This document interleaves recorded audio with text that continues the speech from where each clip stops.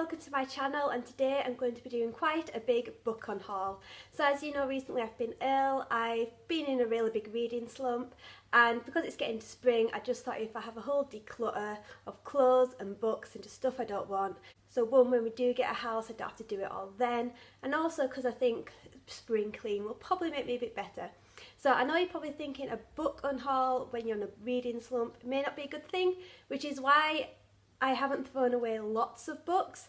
I am keeping ones that I'm not sure of because I know in the past I have regretted throwing away books. So the ones that I'm unsure of and series that I might continue, I have kept, so that maybe next time I do a book haul I can throw them away then. Well, not throw them away, they're either going to go to my friends or to the charity shop, so don't worry, I'm not throwing away books. So I might as well go through these. I've got a huge pile right next to me. I've kind of split them up into 3 sections: classics, adult and YA. We might as well get started because this might be a long video.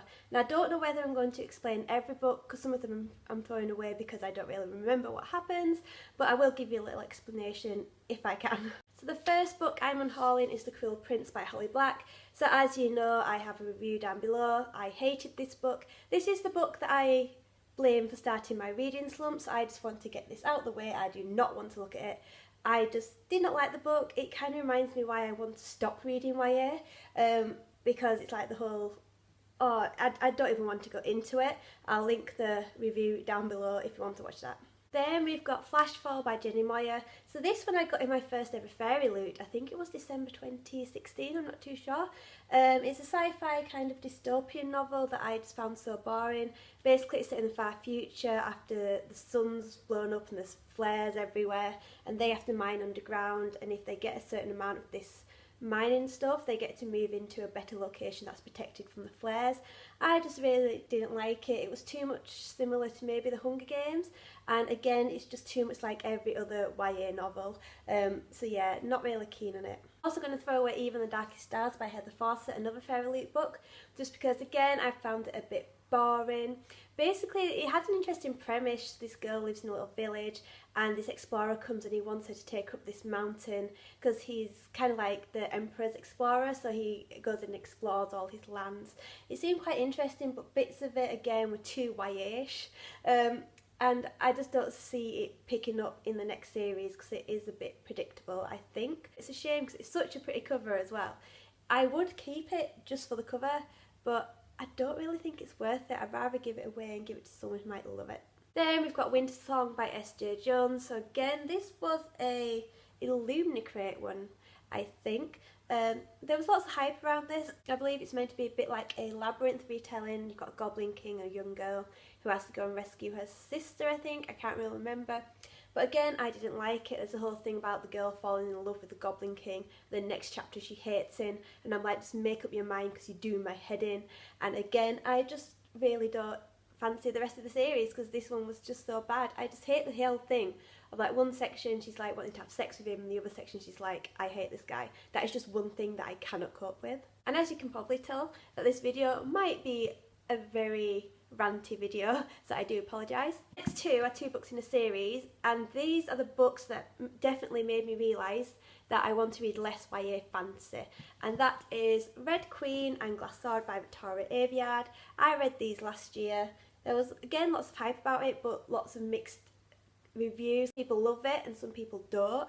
I was in the I don't like it section, and I can't really remember why. I think it's just because it just stinks of YA and I don't like it. You know, a young girl, she's the poor one who's kind of like excluded, and then she goes and meets these rulers and it turns out she's one of them, and then she goes on a rebellion. She falls in love with different people. She's falling in love with the bad guy. The bad guy is actually a good guy, and yeah, I read both of these books. Glass Sword did not get any better. I just found them so boring, and yeah. Next is Revenger by Alistair Reynolds. So I won this in a Goodreads giveaway. I thought it seemed quite interesting and I wanted to read a bit more sci-fi. And again, it had a huge potential. It's about 2 girls who go on this kind of pirate ship in the future, where they go into these different worlds that are now empty and they get treasure and materials from it. And there's kind of like a big pirate, Blackbeard, who steals this girl's sister, and then she wants to go find this pirate and obviously get her sister back. The main problem I had with this is that you got introduced to characters and then in the next chapter they got killed off before you knew anything about it. So you didn't really get any chance to get close to any characters. The only character I really got close to was a robot who was hardly in it that much. So yeah, and again I just found it a bit boring and I just read it to say that I've read it. I don't like unhauling a book if I haven't read it. And we've got All the Bright Places by Jennifer Niven. So I read this quite a while ago, very popular book that deals with depression and mental health, and that's why I kind of wanted to read it, but then reading it I just didn't like it at all, and I can't remember why because it was so long ago. I just saw it and I thought I'm never going to read that again, so I'm going to give it away. Which is kind of hard. Well, it's not hard. It's just that I know lots of people live by this book and it's so special to them, but I'm sorry, I just didn't really like it. Sorry. All the YA out the way, time to get onto some other books. First one being World by Hugh Howey. So this is kind of like, I would say sci-fi dystopian. It says the next Hunger Games, but I don't really think it's like the Hunger Games. Basically with this, I found it a bit boring. Basically, if I remember, people are living underground now because the world is like just empty. And as punishment, they get told to go and wipe the cameras at the top and then these people die. But one girl goes out and she finds that stuff aren't as they seem. Again, this might have a lot of potential, but the reason why I've never picked up the next book in the series is because by the sounds of it, it's totally different. I just really don't have an interest in it anymore, so I thought it's a big book, give it away and it'll save me some space on my bookshelves. Then we've got The Gospel of Loki by Joanna M. Harris. I got this because I'm a huge fan of Loki and Thor, and I kind of wanted to know a bit more about maybe other sides of him. But this one, even though it was good, the way she wrote it from Loki's point of view was interesting, but I just found it a bit boring. It kind of focuses around maybe the whole Ragnarok kind of thing. There's lots of little stories about Loki, Thor and everything, but there are just parts of it that I didn't really like. I'm not going to catch up with the series because I think it's part of a whole kind of like Runes Mark series, so maybe that's why I didn't get it, but I'm glad I read it. I just wasn't too keen. And again, the cover is so pretty. Why do all these books have nice covers? Then we've got English Ghost Story by Kim Newman. This one I got because it was signed and I wanted to maybe get into a bit of horror, see what it's like. But I read it and I found it boring. It was just so boring. Basically it's about a family who move into this new house, they think it's calling to them, and then things start going weird. I think they find out about the history of the house, an old author used to live there, and things start happening and everything kind of brings them together. I don't know what it was that I didn't like. I never really read horror, so I was a bit on edge about it, but it's not that scary either, so I'm like, this is a bit of a letdown.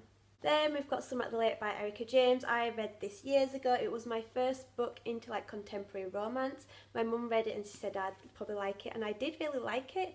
It's just that I don't think I'm ever going to read any Erica James again, and I don't really want to go into the whole romance direction, so I thought let's just get rid of it. From what I remember, a woman goes on holiday with her friend to Lake Como, I think it is. I can't remember where that is. Italy? I can't remember. And, you know, she meets a guy, falls in love, that kind of thing. But there is a kind of mystery, so that's what kind of got me into it.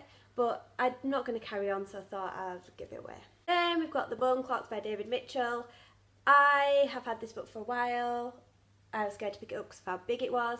I read it and I found it so boring and confusing, and I just did not like it at all. It follows a young girl who you kind of follow her throughout her life. I think she gets possessed by someone and it just all goes confusing from there, and I just didn't understand it really. I did want to read Cloud Atlas because I know there was a film and I haven't seen the film, so I think I won't read the book. I think I will watch the Cloud Atlas film, see if I like that. But yeah, my first foray into David Mitchell, it wasn't that good. On to some crime. So we've got Widow by Fiona Barton. This follows a woman whose husband has died, I think, after he apparently kidnapped a child, and it's just all about a reporter going in and kind of reporting on how this widow feels now her husband's dead.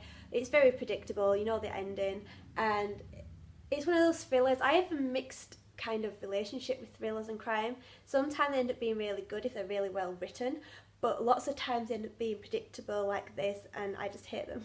Another kind of thriller is Primrose Path by the Rebecca Griffiths. I have mentioned this a few times. Basically what I didn't like about this is the blurb goes on about how this girl was kind of attacked and the guy's been released from prison and now she feels like someone's stalking her, but that doesn't happen at all in the book. Basically, she moves to a countryside and there's some weird people about. The only thing about stalking is when the car shows up outside a house, and that's it. So this was totally not what I expected to. I expected it to be really good, so I was really, really upset when it wasn't.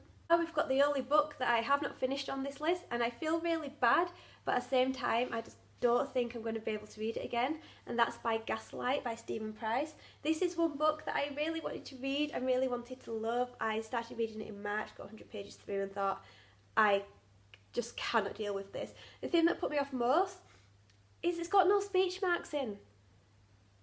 And I don't get why. If I was in English literature with my teacher, Mrs. Booth, she'd be saying all these reasons why I didn't have speech marks. But for me, I'm like, it's putting me off and it's just so in depth. I expected it to be, I know it's like a murder in London, but you've got two characters and it's hard for them to come together. And I just don't think this is the right time for me. I'm in a reading slump, and I think it's just best if on my TBR I get rid of books that aren't going to freak me out. So this is unfortunately going to go to a charity shop. I gave it my best shot. Might be that maybe in the future, when I'm more into that kind of adult notion and read a few more adult books, I might go back and get it. Then we've got The Nest by Cynthia D'Aprix-Sweeney. So this is a contemporary novel about a family whose father dies and he leaves them a lot of money.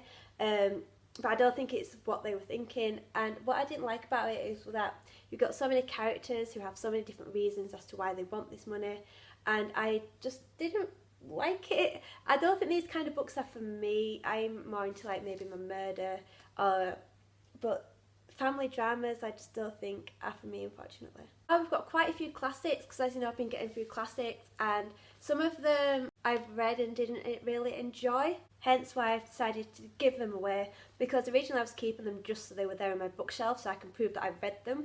But I've noticed that's a stupid thing. I want to have things on my bookshelf that I love, so I'm keeping all the classics that I love and I'm going to get rid of a few more. So this might surprise you, but I'm giving away Dracula by Bram Stoker. This is my third edition of Dracula. I've got two pretty versions, and this one I just thought I want to give it away. Let someone else read Dracula and get the love that I have, because it is a really good book. I just think I'm going to stick with maybe collecting collector's editions rather than these kind of books. I only got this book because it was cheap. I think it was at Bridlington, the seaside, and they were selling the Collins Classics for like £1. So I got this and Frankenstein, and I think I got a Sherlock Holmes book that I may have thrown out by now. So yeah, I'm going to be giving this one away.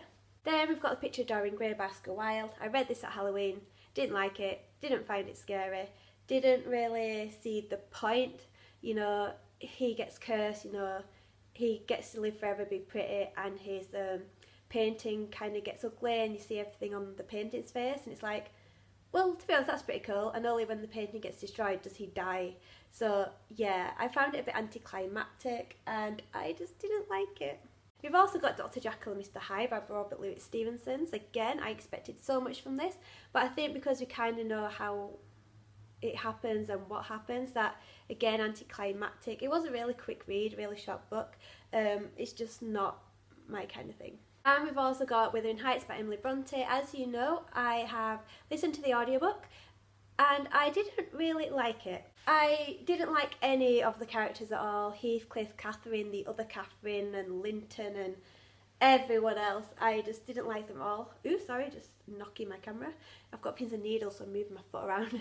I just didn't like it. I'm not going to read it. Quite upsetting because lots of people say how good this is, but it's like the original Catherine dies like not even halfway through, and it's like, yeah, I don't want to go into too much because I don't want to spoil it if you haven't read it, but yeah, not what I thought of. It's more like a Chronicles of Heathcliff's life, which I wasn't that interested in. Then I'm giving away a load of Jane Austen books. Persuasion, Pride and Prejudice. These two I've both read and didn't really like it. I was really upset with Pride and Prejudice because I loved the film.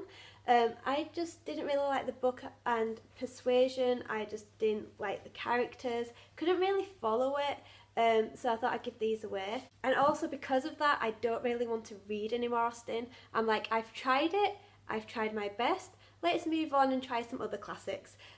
So because of that, I am giving away Emma, which apparently is quite popular, but I just don't want to look at it at the moment. If it comes to it, might go for the audiobook. And then I've also got Sense and Sensibility. might be the same, but at the moment I'm not wanting to read any Austen. I'm not in the mood for it.